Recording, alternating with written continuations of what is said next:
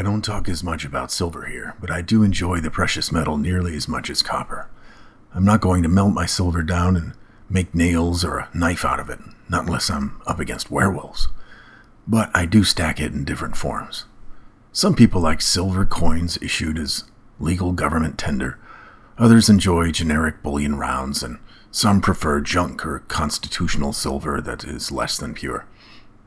As with many other things, I of course tend towards something a little different. Today I'll talk about silver coins, which ones I like, and which I'm ready to purge from my collection.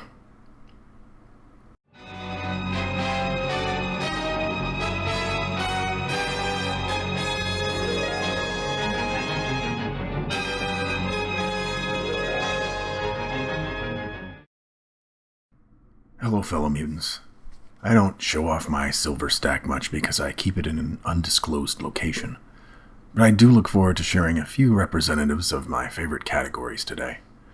These don't really fall into the category of generic bullion or legal tender issue silver coins, but rather collectible silver or semi-numismatic, depending on who you ask.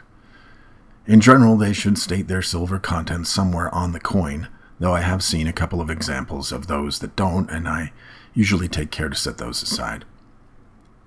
First up, commemorative coins.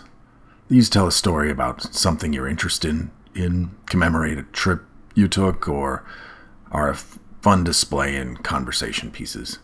These are often put up on auction by people who are not coin experts, and can be found close to the price of generic bullion rounds or silver coins.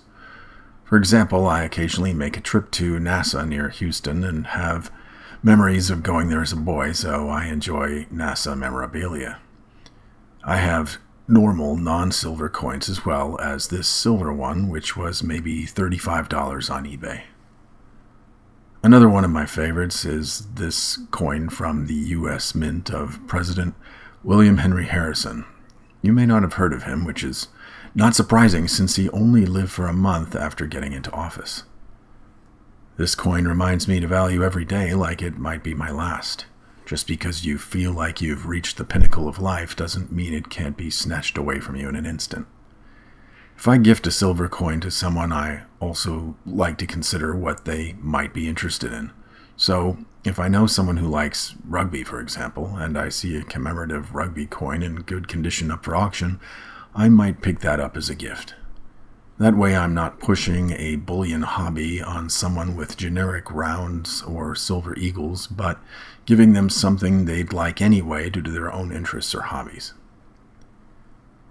Even if the price of silver never skyrockets to the moon, and someone you sell to doesn't share your interest, these coins should at least hold their value for the metal, plus a bit extra for their uniqueness, so I try to get these at a price not more than about 20% above spot, which is possible now and then, and if you consider the certificates and packaging, boxes, unique designs, it's a good bargain, I think.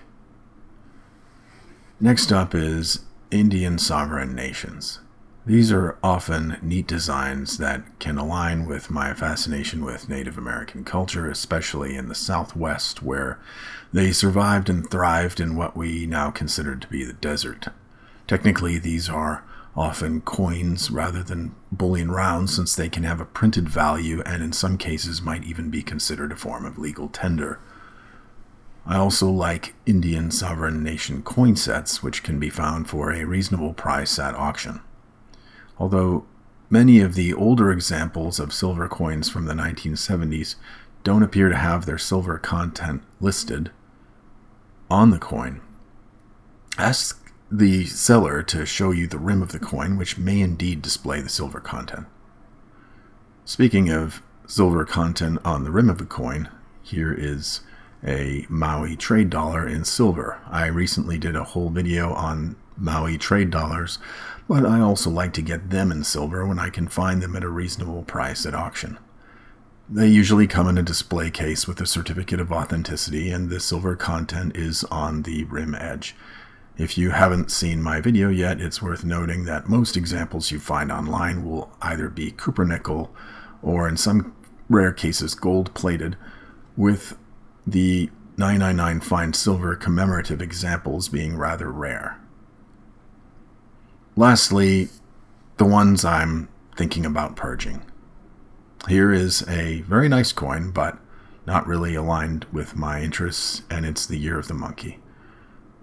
Every once in a while, I think I might get something like this after scrolling a site like JM Bullion that doesn't really fit any of the categories except perhaps commemorative. And I think in the years ahead, I will rid my collection of these by putting them up for auction. There's nothing wrong with them. When I got them early on in my stacking, and they really don't match any theme of what I've decided to focus on collecting. Also worth considering is if I ever want to sell my whole lot or large chunks of my coins off, having them be of a certain theme would make selling them as a lot easier.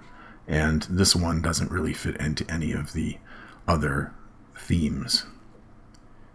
If I could toss them in a treasure chest, that would be fine, but these tend to have bulky boxes and just take up space in undisclosed secret locations. Well, that's all I had for today. A bit of a short video, true. But I just wanted to show off some silver because I talk a lot about copper here, and I figured that you might be interested to see that, yes, indeed, I do also have some silver. I'd be interested to hear what you collect, and if you also have a similar idea of collecting a theme or collecting a certain type of silver. Until next time, this is Copper Mutant, signing out.